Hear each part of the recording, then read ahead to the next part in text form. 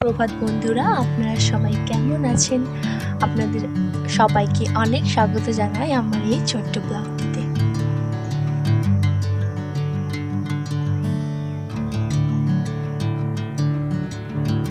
আজ সকাল থেকে এতটা পরিমাণে মেঘ করা ছিল, মনে হচ্ছে এটা সকাল না বিকাল, অথচ আমি 6টার সময় এই ভিডিওটা তুলেছি, যেন আকাশ অন্ধকার হয়ে আসছে।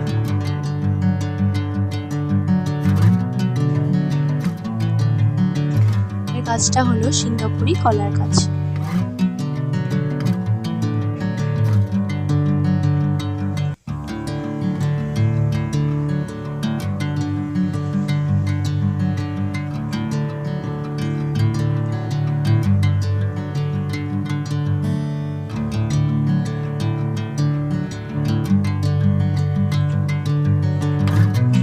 বন্ধুরা, এত পরিমাণে পেয়ারা পোকা বেরিয়েছে, যার ফলে এটা খাওয়া যাচ্ছে না। বর্ষাকালে এত পেয়ারাগুলো পোকা হয়, যেগুলো অধিকাংশ ফেলে দেওয়া হয়, তাই এখানে গাছের গোড়ায় ফেলে রাখা হয়েছে সার হিসাবে।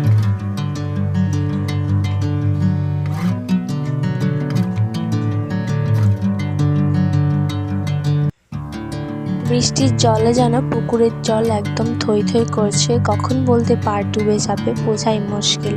দেখুন কতটা জল উঠে আসছে।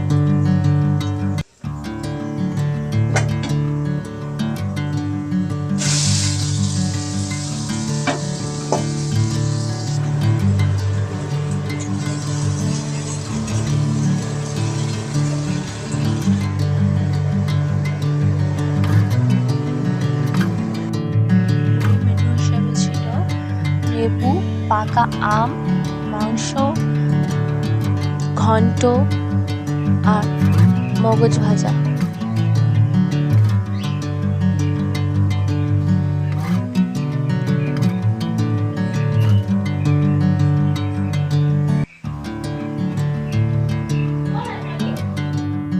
আজকে সন্ধ্যার দৃশ্যটা দেখুন, এত অপরূপ সৌন্দর্য প্রকৃতির, যেন মনে হয় কোথায় আমরা থাকি।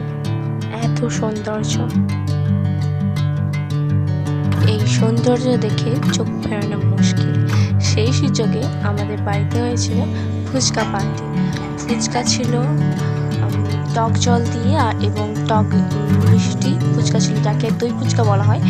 আর এখানে আলু চাটনি দেখানো হচ্ছে, তারপরে মিষ্টি চাটনি, তারপরে আলু যেটা ফুচকার ভিতরে দেওয়া হয় টক দইয়ের ভিতরে, সেটা দেখানো হচ্ছে।